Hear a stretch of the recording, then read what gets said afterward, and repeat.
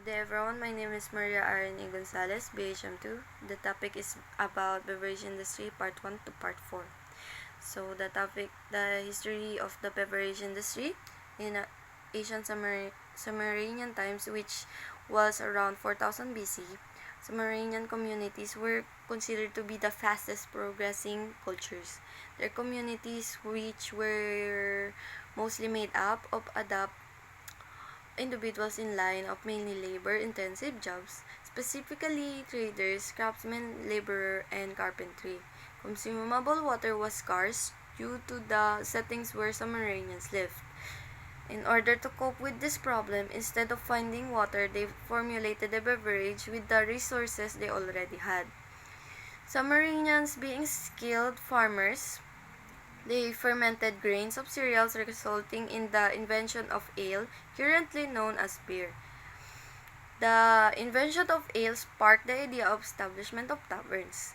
So around the 3200 BC, taverns continued to exist because of occasional alcoholics, but also due to travelers whom traveled for various reasons. Taverns has been their stopovers to unwind and relax. Transportations, trade routes, accessibility, and roads were a key factor in the improvement of beverage industry, since taverns were being established left and right. Wherever there are people, there were taverns. In the Industrial Revolution, taverns were called pubs. Pubs became a popular establishment in Europe, spreading throughout the continent, making Europeans renowned for their drinking habits. The part 2 is Europeans, being travelers, introduced the taverns to the Americans. So the American beverage industry began in the year 1643, with Cole's Ordinary being the first American tavern to serve the public. In 1850, early American taverns were turned into large accommodating inns, also known as hotels in modern times. In 1920s, manufacturing, selling, and importing of alcoholic beverages were made illegal, resulting in the closing of multiple establishments and the rise of unemployment in America, calling it the Great American Depression. On 1933, the 21st Amendment law was passed to repeal the Prohibition law.